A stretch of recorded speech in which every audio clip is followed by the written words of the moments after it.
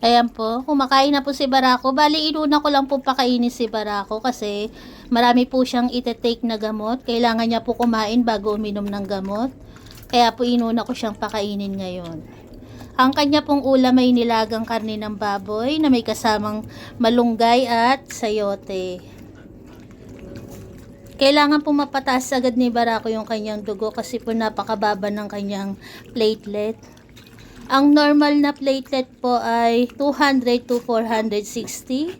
Samantalang kay Barako po ay 63 lang. Dahan-dahan, nasasamit siya oh. Dahan-dahan, nasasamit eh. Kaya po kailangan niya po sa loob ng 1 week, kailangan po may pagbabago yung kanyang platelet. Kasi kung hindi po, kailangan po i-blood transfusion si Barako.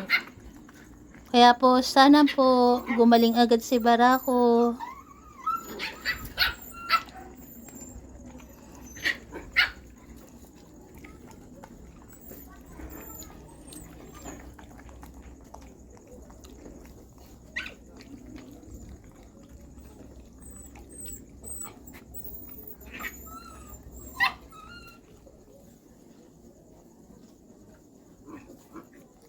Kain na, kain ng kain.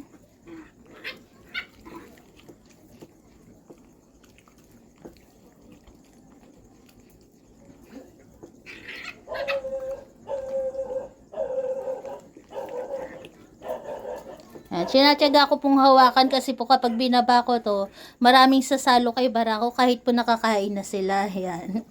Kasi bago ko po pakainin si Barako, binigyan ko rin po sila kahit papano. Para hindi po sila mainggit sa kanilang kuya Barako.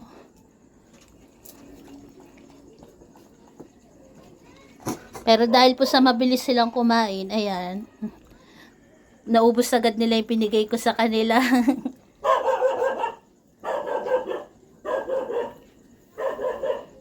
Kain na Barak. Ayaw mo na? Ayaw na po ni Barako. Iinom naman po siya ng kanyang antibiotic. Ayan po, dahil tapos na pong kumain si Barako, ngayon po papainumin naman po siya ng kanyang papaparna ng gamot. Ang kanyang pong iinumin na gamot ay clindamycin. Yan, antibiotic po yan para po sa kanyang dugo. Para mamatay yung kanyang bakterya. Para po pala sa bakterya po yan. Ulit lang ito, Barak, ha? Ganito po yung itsura ng kanyang gamot na iinumin ngayon.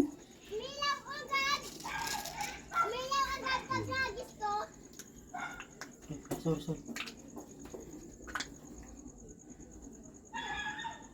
Nalunok na. Ayan. Kailangan po talagang ganunin po sa kanyang lalamunan kasi po hindi niya po talaga kakainin yung gamot po kapag naamoy niya po. Kaya kailangan po talaga i-force feed sa lalamunan niya po. Kasi tingnan niyo po yung tablet, yung capsule po malaki po siya. Ayan. Okay na, good boy si Barako. Gagaling yan.